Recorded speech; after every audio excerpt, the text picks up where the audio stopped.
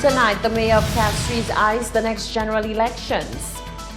The mother of a slain teenager asked that her son be properly remembered. For those that have been saying he was a bad boy, his name is Arnold Jonah Joseph. He went to the Entrepot School. He's from Marigo. We live in San Souci, and that's it. And should common entrance exams be discontinued? We have the details of these stories and more coming up.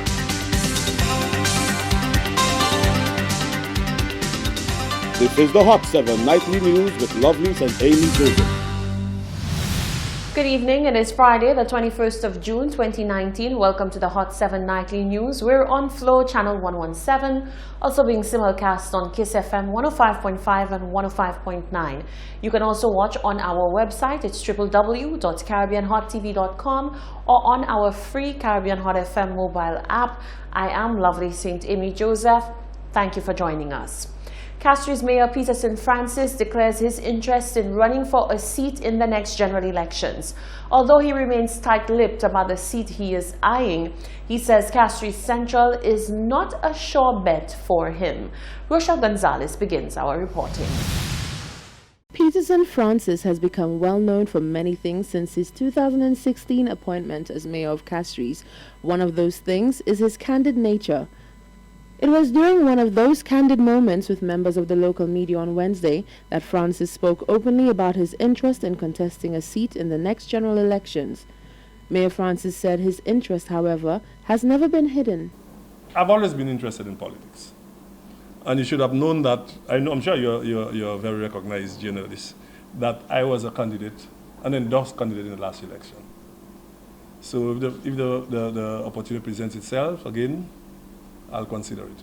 When asked whether he was eyeing the seat for Castries Central, the seat held by the incumbent Sarah Flood Bobra, the mayor chose to be less candid. Not said so I don't know why you have picked on Castries Central. Why didn't you talk about Labrie for Alva? Although he stayed mum on his constituency of choice, he said overall he has confidence in the ruling United Workers' Party. If you just take from the government is not only central government, you know. The government has its other arms, and you realize that even the arms, I'm sure you're satisfied with what you have seen at the CCC. So, unemployment is down. We are looking right now, when last have you heard a parent say, I can't send my children to school? How often have you seen the places that you pawn vehicles to see vehicles in all ways that people could buy vehicles? When last have you seen that?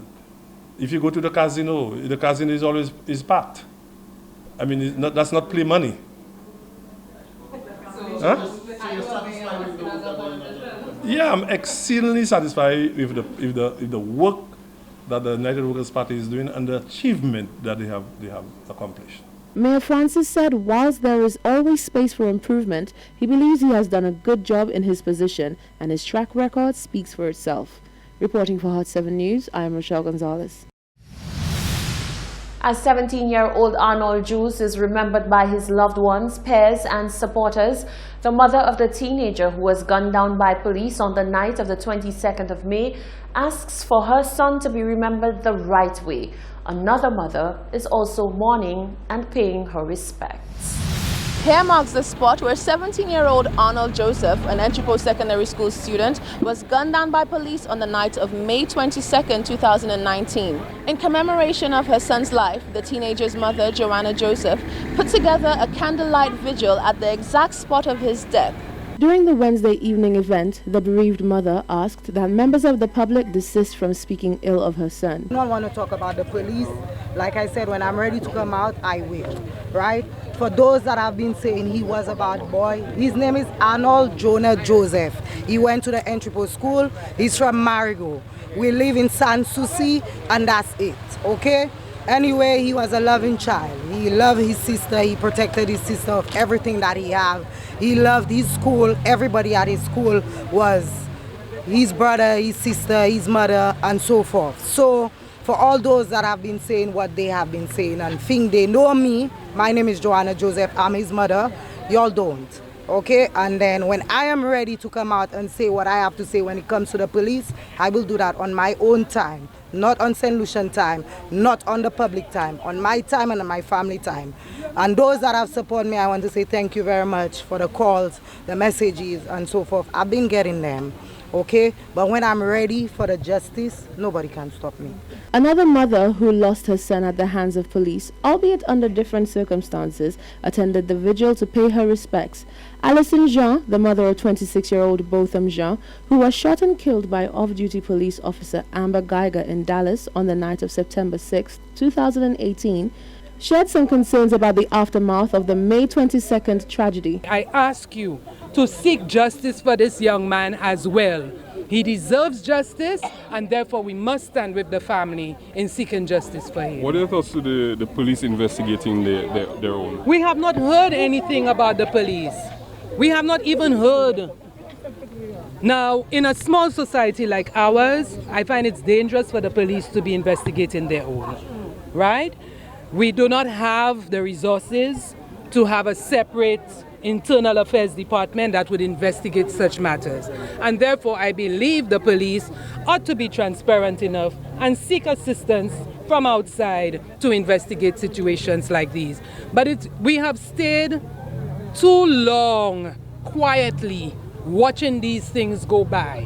And that is why we have hanging over our heads ORC and the impacts report, and there's just no accountability. Entry Post Secondary School Counselor Andrea Jolie Louisi represented the students and staff of the school. As she remembered the 17-year-old, she said he will be missed. We are here to join with Arnold's family to let them know that he was loved very much at the Entry Post Secondary School. In the 5 years at Entry Post, there's not one teacher who could say that Arnold was rude or disrespectful. Always willing to help.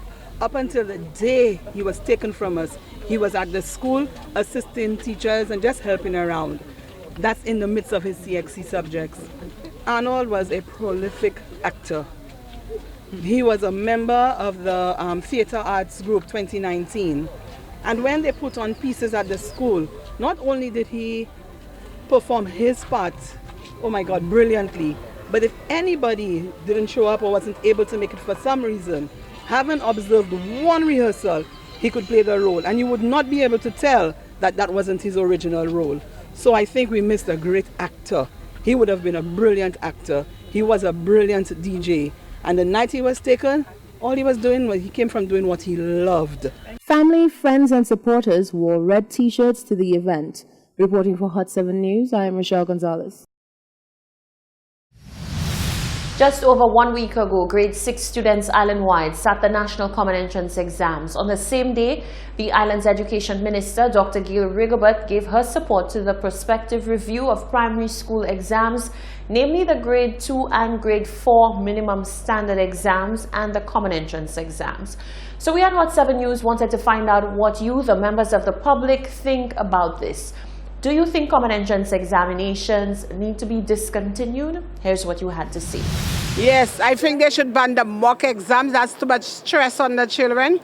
And their grades are very low when they do the mock. And then when they do the common entrance, it's better. So they should ban it. You suppose they ban mock exam now. So I say top stress on let's say mamaila. Pa common entrance la mock la. To me, this is a very strange question. Because common entrance is something good for the children themselves, preparing them for studies later on in life. So they shouldn't ban them. It's a matter of children being disciplined, learning their lessons, and preparing for the years ahead. So it should not be banned. I'm saying I do not think they should do it. They should not do it with common entrance. Common entrance should be kept. You have to teach youngsters discipline standard. You have to work to achieve what you want to achieve. If it's a benchmark free pass for all, there'll be no effort. You follow me? At that age, you have to learn to sacrifice, work hard, so attain a certain grade to go to what school you want to. So it instills discipline in them. I support common entrance remaining. Yes, I think they could do away with common entrance, but at the same time, they should have a standard pass. You see, a minimum pass for everybody, so that everybody still get a chance to go to a secondary school, but at the same time they could do away with common entrance but have a minimum pass. Yes, I think they should do away with common entrance because it puts too much stress on the children. They should just assess them throughout the year of your grade 6, see how they're doing, and just place them in the different schools. It's a very stressful thing, common entrance. I've been through it and I know what it's like. I fully support the idea of doing away with common entrance. I think every child in this country should have the opportunity to attend secondary school, and secondly, it's about time they do away with paying for CXC. No, I don't think that they should do away with common entrance because I think it's a good thing for the kids. Because you can't leave from one school to the next school without passing a test. You can't do nothing without passing a test in life.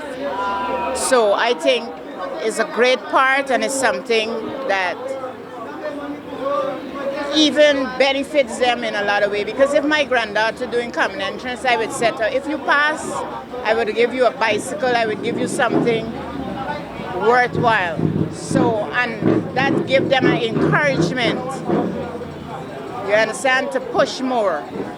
So I think they shouldn't do away with that at all. No, it's not making sense to ban common entrance because when the children finish primary, they must have a place to go. And it's common entrance they have to go to pass to go to college. So I don't see it making no sense. So they must tell us why they're banning it. Just don't say you're banning common entrance. And parents don't know why. They should have an example, something, for you to say you're banning common entrance. Someone where you pass a ban common entrance. This common entrance say exam maman la café. Pour maman yo même qui a travaillé ouais voyer l'école pour savoir qui monnier yo ka aller à l'école yo et qui produit yo ka fait. Pour les yo qui fait common entrance yo vers dans higher l'école les yo ka avoir un certificat pour yo ça un bon job. No, they should not do that. Because I have only one granddaughter and I need my granddaughter to have education. And I have my family. I want everybody to have education. They should not do that. Talks of legalizing the practice of obeah in Jamaica have sparked a debate over the centuries-old religion. With a laundry list of myths surrounding the practice, concerns are also being raised that using obeah for dark purposes could be given free rein, leading to detrimental consequences. Anglican priest Christian Glasgow questioned the legality of obeah in St. Lucia and whether there are any statutes in the law books to prevent or prohibit the practice. He said, realistically speaking, the practice should be examined fully and properly. If we are going to deal with the question of obeah from the viewpoint of Christianity, then we need to look carefully at what obeah is, what is being practiced today, and in essence, how does that run contrary to a Christian approach? If we're going to hold the belief that obeah has to do with African spiritualism in its purest form or even in its prostituted form, there are pros and cons, and we may or may not like some of it. We do not necessarily like what we see happening today in terms of people using the practice of obeah to do bad things to people. But as exercise in spiritualism, that is not necessarily what obeah is about. The Anglican priest said where Jamaica is concerned, one must understand the reasons behind the prevalence of the practice and the reasons why it was criminalized and the significance of the talks of legalizing it. The only thing these Africans had which was theirs was their identity, their cultural identity, which no one really could take away from them.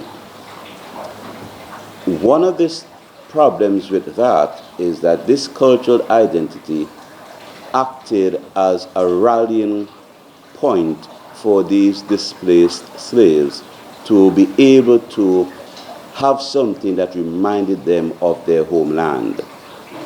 The spiritualism, religious belief in obeah was one such.